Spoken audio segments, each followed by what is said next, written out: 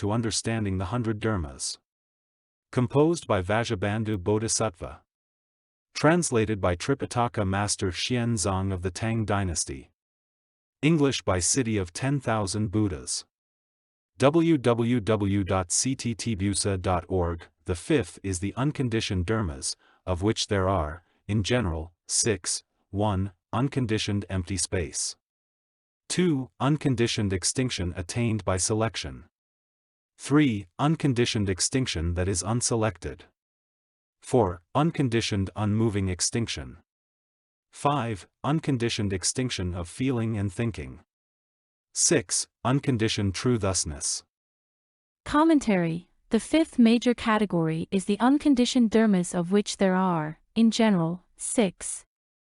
1 is unconditioned empty space.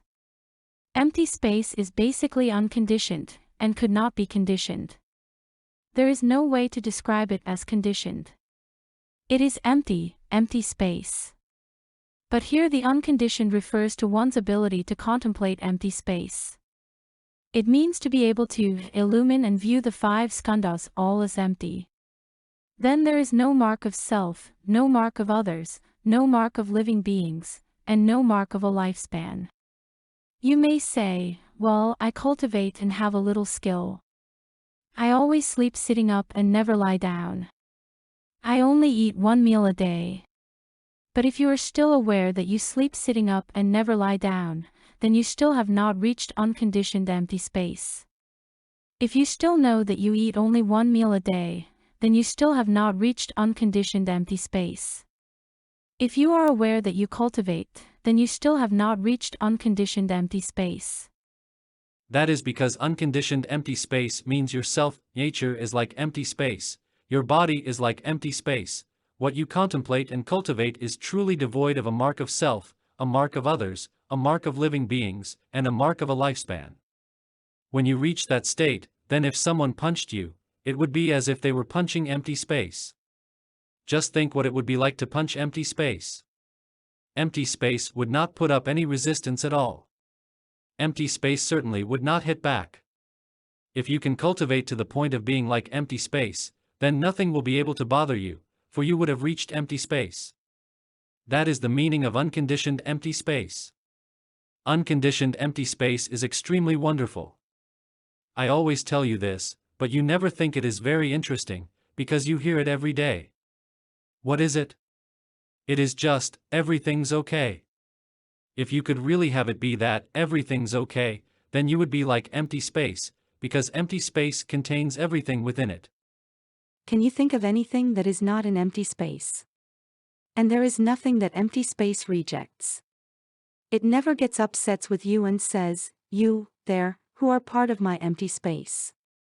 You got it so dirty. How can you have gone to the toilet there and gotten my empty space so dirty? Empty space does not think that way. Pigeons, too, for their part are always up in empty space flying around, and empty space does not get in their way at all. If we were to fully discuss unconditioned empty space in detail, there would be too much to say.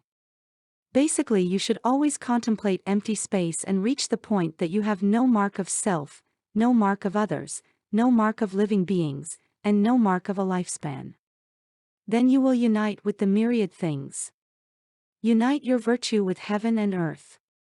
Unite your light with the sun and moon. Unite your order with that of the 4 seasons. Unite your good and bad luck with the ghosts and spirits. Were you like that, then however great the virtuous nature of heaven was, your virtuous nature would be just that great. The light of the sun is very bright, but your light would be just as bright as the sun's. The moon is also bright, but your light would be as bright as that of the moon. That is what is meant by uniting one's light with the sun and moon. Spring, summer, fall, and winter are the 4 seasons. If you cultivate so that you become just like empty space, then when springtime comes, you have the representation of spring within yourself. In the same way, you represent all the 4 seasons as they occur. In the spring the myriad things come into being. In the summer the myriad things increase and grow. In the fall the myriad things are harvested, and in the winter they are stored away. You can connect your order with that of the four seasons.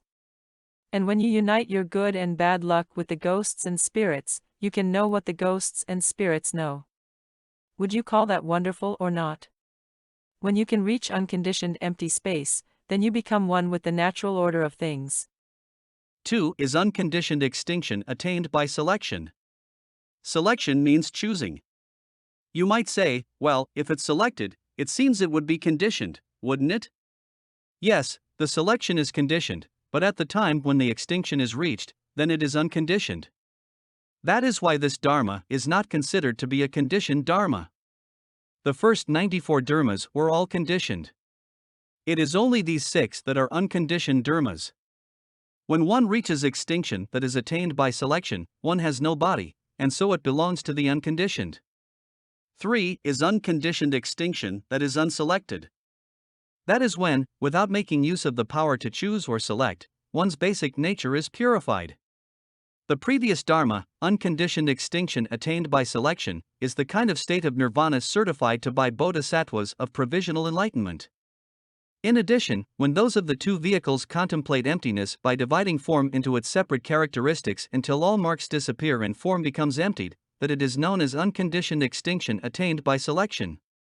Now this Dharma, unconditioned extinction that is unselected, refers to the fundamental purification of one's self-nature without the use of any effort of distinction or selection.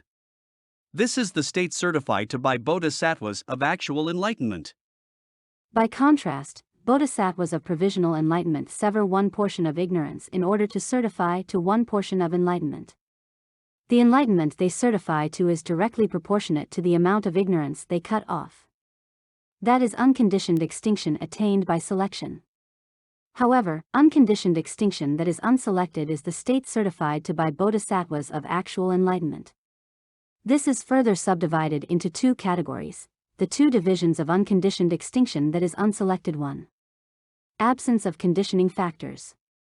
2. Fundamental purification of the self-nature. With the first kind, absence of conditioning factors, the required factors for conditioning are not present. This state of unconditioned extinction that is unselected can sometimes be experienced by ordinary people or those of the 2 vehicles.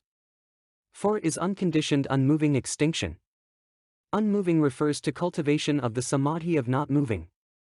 This kind of unmovingness is original and basic stillness. It is not the kind of non-movement attained in the no-thought samadhi. Therefore, this is unconditioned unmoving extinction. 5 is unconditioned extinction of feeling and thinking. With the previous unconditioned unmoving extinction, one is reborn in the heavens.